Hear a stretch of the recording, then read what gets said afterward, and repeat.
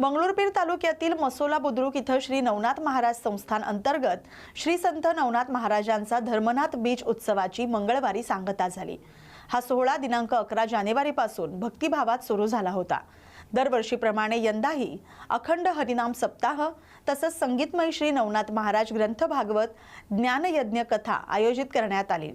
या निमित्तानं भव्य महाप्रसादाचं आयोजन करण्यात आलं होतं। हभप गोपालनाथ गुरु शांतीनाथजी महाराज यांच्या अमृतवाणीतून श्री नवनाथ महाराजांच्या ग्रंथरूपी संपूर्ण 40 अध्यायांवरील संगीतमय भागवत कथेची सांगता झाली।